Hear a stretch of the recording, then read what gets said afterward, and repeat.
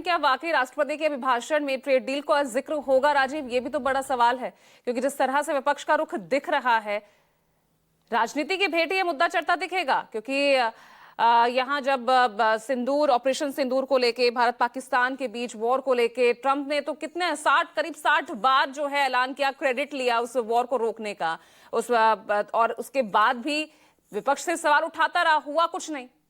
अब इस trade deal को लेकर भी अनाउंसमेंट ट्रंप की तरफ से, अमेरिका की तरफ से की जाती है, सवाल यहां फिर विपक्ष उठा रहा है।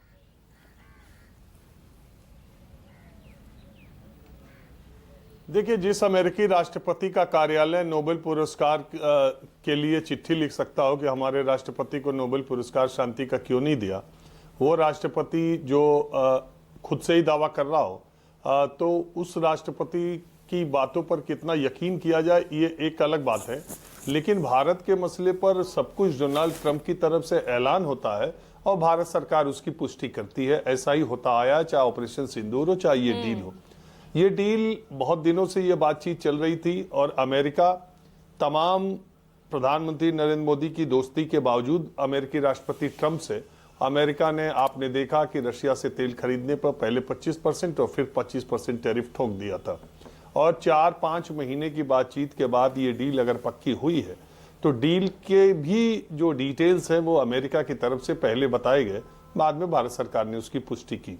अब पीयूष गोयल जो वाणिज्य मंत्री हैं, उन्होंने ये बात कही है कि इसी हफ्ते तक इस पूरी डील के डिटेल्स सामने आएंगे।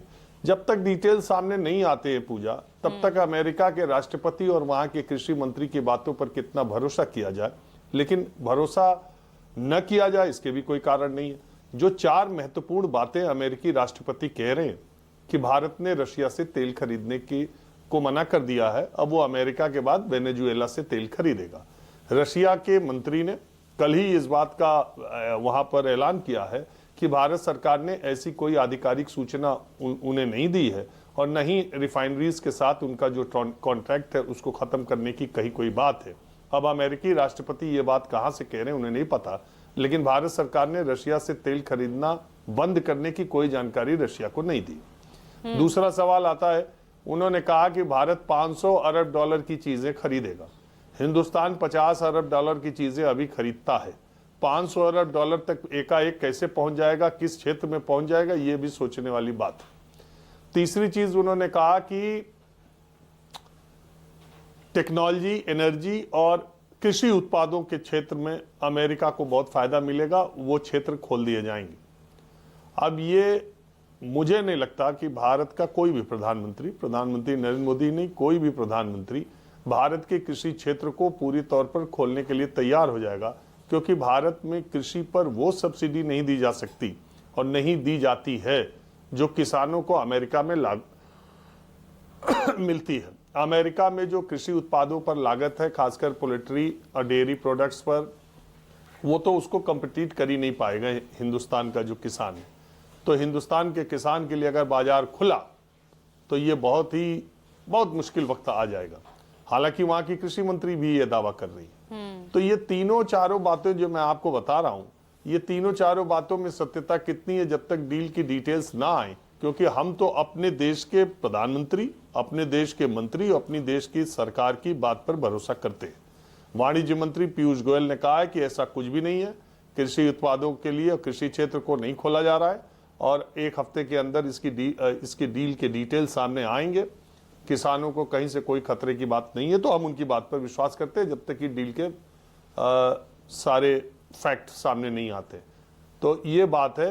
अभी इस डील को लेकर तमाम विपक्ष की तरफ से वही सवाल उठाए जा रहे हैं जो मैंने आपको बताया, अमेरिकी राष्ट्रपति डोनाल्ड ट्रंप और वहां की कृषि मंत्री के बयान के आधार पर। और जिस तरीके से एकाएक डील रात को हुई है 4 महीने के बाद, और राहुल गांधी सवाल उठा रहे हैं कि प्रधानमंत्री मोदी एकाएक डरे हुए हैं और घबराए हुए हैं, इसलिए उन्होंने बहुत जल्दी डील कर ली। तो ये सवाल लोगों के दिमाग में है। हालांकि देश में इसका सकारात्मक असर देखने को मिला है। अगर आप सोने चांदी के दाम से लेकर के शेयर बाजार तक के दाम की रफ्तार को देखिए, तो कल शेयर बाजार पिछले 7-8 वर्षों में सबसे ज्यादा ऊंचाई पर गया था। आज भी पॉजिटिव में उसका ट्रेंड दिखाई दे रहा है। जो शुरुआती 1 घंटे अभी हुए हैं उसमें 200-250 पॉइंट के करीब वो बढ़ा ही दिखाई दे रहा है। तो शेयर बाजार ने इसको अच्छे से लिया है। टेक्सटाइल जगत ने इस डील को बड़ा, बजट और डील दोनों टेक्सटाइल इंडस्ट्री को बहुत बूस्टअप करेंगे, ऐसा उन लोगों का मानना है। फार्मा सेक्टर को, एनर्जी सेक्टर को बहुत फायदा होगा। बजट और डील दोनों मिलाकर के इन 3-4 सेक्टर्स के लोगों को ऐसा लगता है कि उनके लिए बहुत ही सुनहरा अवसर आया है। इसीलिए ज्यादातर शेयर मार्केट में इन्हीं फील्ड की कंपनियों के शेयर आगे भी जा रहे हैं। बिल्कुल, तो यहाँ पर सकारात्मक प्रभाव तो दिख रहा है, लेकिन विपक्ष क्यों इतना नकारात्मक है, ये बड़ा सवाल है। और